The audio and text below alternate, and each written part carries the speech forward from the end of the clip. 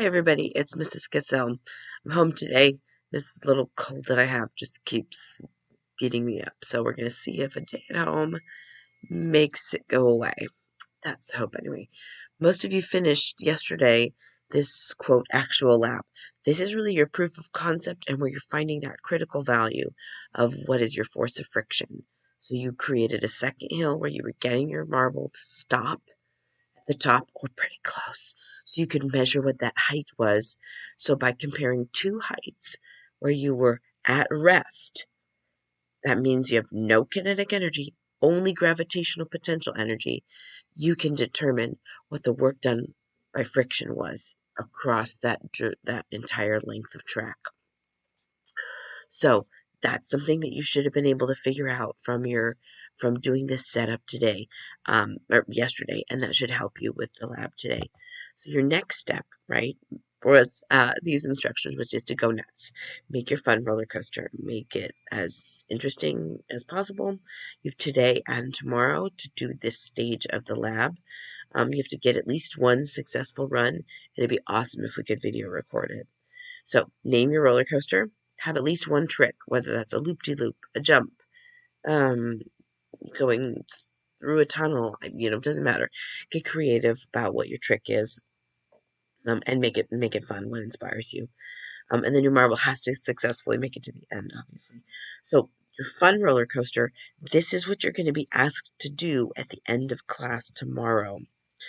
You'll need to create a bar chart or bar graph of kinetic energy, gravitational potential energy, work done by friction, and total mechanical energy at the top, middle, and bottom of your roller coaster.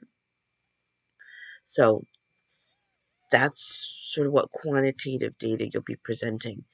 You're going to need to use your graph and show how it connects to a mathematical expression for the conservation of energy. So your data table I'm less interested in.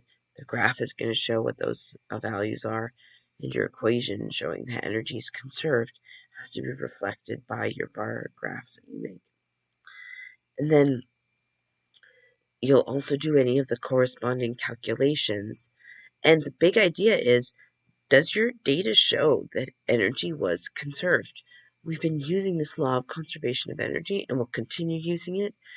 You should have proved it by now in this lab. So can you check your data? And did you prove it? So those are your objectives. Remember, you'll disassemble your robot at the end of class. So it's a good idea to take pictures of your setup so that you can reassemble it on Thursday with minimal effort. Think carefully about what your measurements are.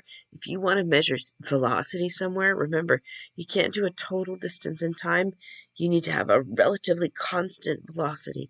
So that probably means a flat track where there's probably a pretty fast marble moving. So think carefully about what those measurements need to be.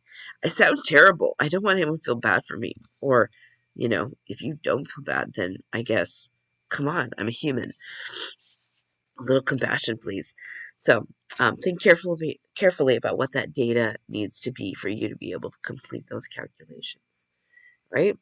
Um, that's that. That's what you're doing. So please send me questions if you've got them. And otherwise, good luck, everybody.